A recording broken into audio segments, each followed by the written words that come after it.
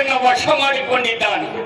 ವೈಷ್ಣವನಲ್ಲಿ ಹೋರಾಡಿ ಈ ಕನಕ ಲಂಕೆ ನನ್ನ ಸೊತ್ತಾಗಿದೆ. ಈಗ ನನ್ನ ತಾಯಿಯ ಆಶಯವನ್ನು ಈಡೇರಿಸುವುದಕ್ಕಾಗಿ ವೈಷ್ಣವನಲ್ಲಿ ಹೋರಾಡಿದೆ. ಕೊನೆಗೂ ಸೋತ. ಆಮೇಲೆ ಲಂಕೆಯನ್ನ ಬಿಟ್ಟುಕೊಟ್ಟ. ಅಲ್ಲಿಗೆ ಬಿಡುತ್ತೇನಾ ಅಮೂಲ್ಯವಾದುದು. ಎಲ್ಲವನ್ನ ಪಡೆದುಕೊಂಡೆ. ಪುಷ್ಪಕ ವಿಮಾನ ಅದು ನನ್ನ ಸೊತ್ತಾಗಿದೆ. ಅದೆಲ್ಲವನ್ನ ಪಡೆದು ನನ್ನ ಕಂಬ ಕುಂಭಶ್ರವಣ ಮತ್ತು ವಿಭೀಷಣ ತಂಗಿ ಶೂರ್ಪನಗಿ ಇವರೆಲ್ಲ ಸೇರಿಕೊಂಡು ಕನಕಲಂಕೆಯ ವೈಭವದಿಂದ ಆಳುತ್ತಾ ಇದ್ದೇನೆ. ಬ್ರಹ್ಮನನ್ನ ಕುರಿತು ತಪಸ್ಸನ್ನ ಮಾಡಿದ್ದಾಗಿದೆ. ಬ್ರಹ್ಮನನ್ನ ಮೆಚ್ಚಿಸಿ ಆಗಿದೆ. ಹಾಗಿದ್ರೆ ಇನ್ನು ನನ್ನನ್ನು ಮೀರುವವರು ಯಾರಿದ್ದಾರೆ?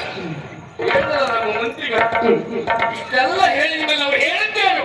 ನನ್ನ ಅಮ್ಮ ಚಿಂತೆ